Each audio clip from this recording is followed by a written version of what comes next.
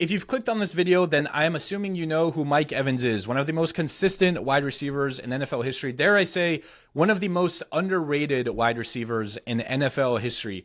If you drafted Mike Evans in fantasy, you knew exactly what you were getting. You were getting 1,000 yards and you're getting a lot of touchdowns. My friends and I used to call Mike Evans Mike Sevens because it seemed like anytime the Tampa Bay Buccaneers were in and around the end zone, Mike Evans would somehow find his way towards the ball and score a touchdown. Truly, truly one of the most underrated wide receivers, I think, certainly of this generation and arguably in NFL history. But the point of this video is to show you a side of Mike Evans that maybe you haven't seen before, and to reveal the story of Mike Evans, his journey of how he got to the NFL, and a childhood tragedy that honestly I still can't believe to this day. Now, real quick, before I get into the story, all of the source material for this video comes from an article published by The Athletic. It was written by Zach Kiefer. If you're unfamiliar with Zach, go to The Athletic, go check out some of his work. I highly, highly recommend it. He puts out some amazing profiles like this and additional NFL commentary that, again, like I said, I highly recommend. The full link to this article will be in the description of this video. I just posted snippets here from the article, parts that I thought were interesting and valuable to this video. But I highly suggest you go check out the full article. If you think that this video is good and these snippets are well worth your time, then the article is that times 10. I highly suggest you go check it out. I can't speak enough about it. Anyways, that will be in the description.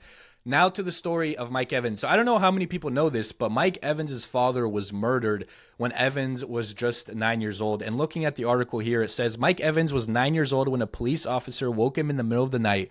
There was a dead man on the street outside. The victim had been shot square in the forehead, execution style, and stabbed 27 times. Now, a family friend, Terry Petaway, says Mikey saw his daddy on the ground that night. You don't forget that. I mean, even just reading about it now, I just don't, I'm almost at a loss for words because I don't understand how anybody is able to cope with that. Seeing your father murdered, seeing your father laying down in the middle of the street, killed execution style, shot in the forehead, stabbed 27 times.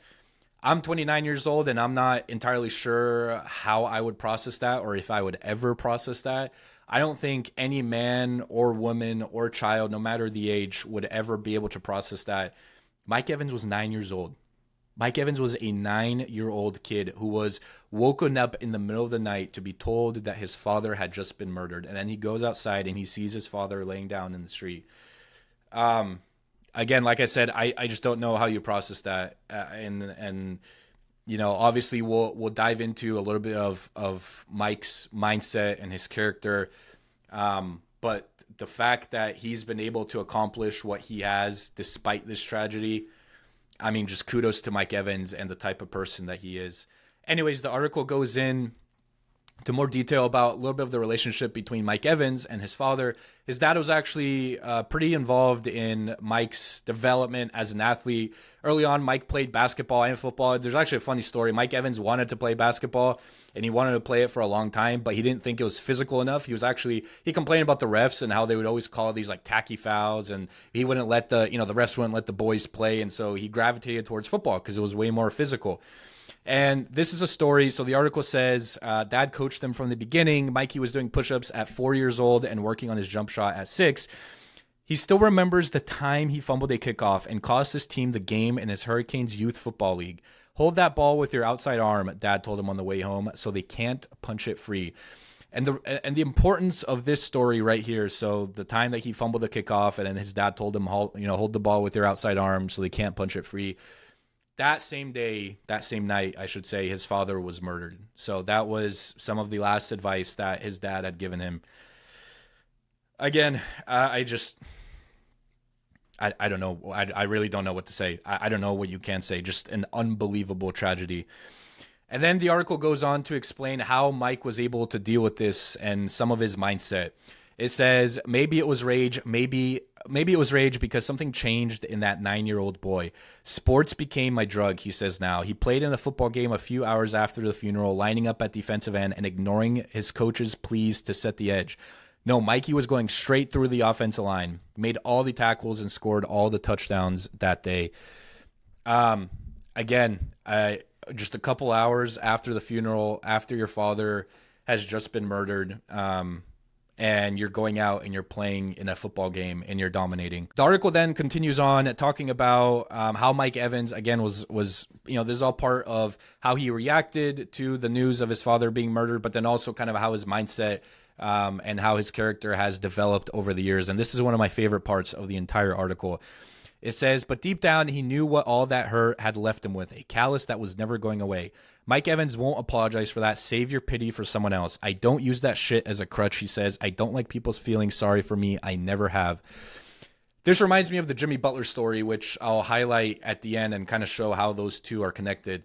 But in life, not to get super philosophical here, but shit happens in our lives. Things happen in all of our lives. Sometimes it's good, sometimes it's bad, but the most important part is not the fact that stuff happens in our life. We can't control that. A lot of times it's things that are out of our control that happen to us.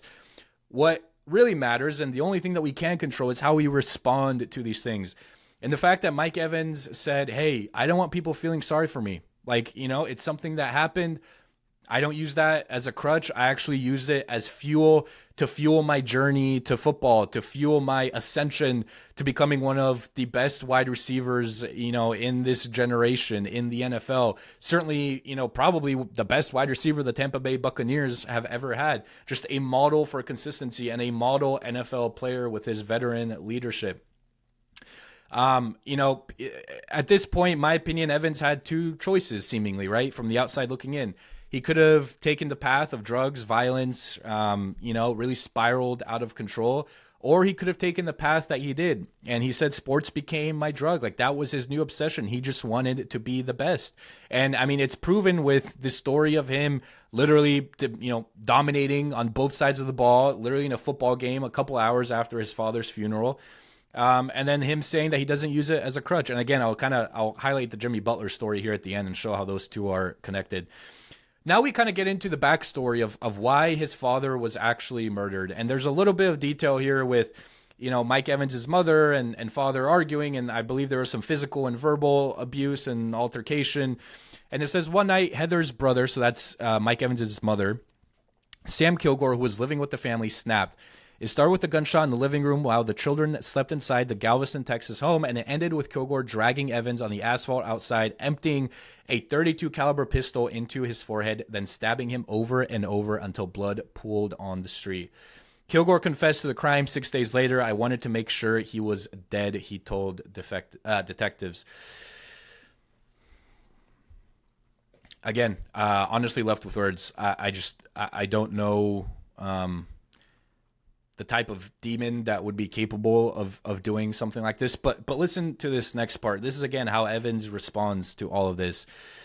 It says, Mike tried to grasp his uncle's motive, and as he grew older, finally did. He was doing what he thought was best for his sister, he says now. He was protecting her. At his mother's urging, he visited his uncle in prison. He spoke to him over the phone. In time, he found it in himself to forgive. There's no excuse to kill someone, murder someone, Evans says now, but faith plays a big part in everything I do. I've always been forgiven. I'm not perfect. I've had plenty of fuck-ups. He's still family. I mean, the fact that Evans was able to forgive his uncle for what he did, again, just goes to show the type of character that Mike Evans had and still does have, and just the type of person that he is. I mean, it's truly remarkable. And then this is a little more on Mike Evans' mindset and how he goes about things. It says, still, he refuses to let satisfaction seep in. People hear consistency and they think that's all I am. He says, getting a bit heated. Consistency is great, but I think I'm the best. I know a lot of guys in my situation couldn't come close to what I've done. Come to Tampa, a team not known for offense, revolving door at quarterback, the most doubled receiver in the league since 2015. I want to be known as a winner. And then this is Bucs cornerback Zion McCollum, who actually grew up idolizing Mike Evans, saying, if you want to win a rep against him, you have to attack him. Ain't no freebies, ain't no gimmies with Mike, no way. And then this is the GM of the Tampa Bay Buccaneers saying, we had to force him to take a day off in training camp. And then when asked why Evans won't rest, the GM says, why is Michael Jordan? I don't know. He's just wired different than the rest. And then this is the Jimmy Butler part that, Evans' story reminded me of. So I don't know how many of you know this, but Jimmy Butler, his mother abandoned him when he was 13. So father was out of the picture. And his mother, when Jimmy Butler was 13, literally looked at Jimmy Butler and, as the article states here, said, I don't like the way you look. You got to go. So Jimmy Butler was essentially thrown out onto the street with nowhere to live, nowhere to go, no plans, and he had to move in with his friend's family. And his friend's family actually ended up raising him, and that family already had 7 kids, so it was this huge thing. But Jimmy Butler, when asked about it in a separate article, he said, I don't want people feeling sorry for me. Like, it is who it is. Like, that's part of my story. That's part of my character development. It made me into the person that I am today. I just don't want people feeling sorry for me. So that's why this Mike Evans story reminded me of Jimmy Butler and how those two were kind of connected in my mind, because they both went through, these definitely difficult childhoods for very different reasons, right? But both had very difficult childhoods, but they look back on it now and they say, listen, I don't want people feeling sorry for me. It's who I am. It's part of my story. And actually, I'm going to use it as fuel and as motivation to continue to climb to the highest mountain of, my respective sport. And that's why, honestly, after reading this story about Mike Evans and finding more out about him, and then obviously knowing the Jimmy Butler story, it's why I've grown to appreciate and respect those two athletes so much more. Anyways, I hope you enjoyed the story about Mike Evans. It's a story obviously filled with tragedy and with grief, but I also think we can learn a lot from it. We can learn how to be resilient and how to use certain situations to our advantage, and understand that most of life is just how we react to things and how we view things. Mike Evans, in this instance, when something so tragic happened, I can't even, again, like I said, can't even process that. He used that as fuel and motivation to ascend to the highest peak of football. And so, Mike Evans, hat off to you, my man. Huge respect for you and what you've been able to accomplish, not only in the NFL, but what you've been able to accomplish in life. So again, huge respect to you.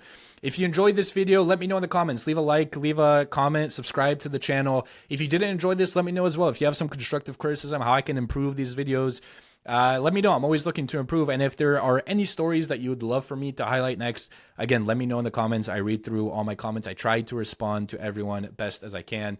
I also have a podcast. It's called the Victory Degree Podcast. I upload full podcasts on this channel alongside clips. If you're interested in checking it out, again, it's on this same YouTube channel. Or if you'd rather go to Spotify or Apple Podcasts, that is available as well. So give it a listen. And again, let me know what I can improve or if you like the podcast. So thanks again for watching and hope you have a great day.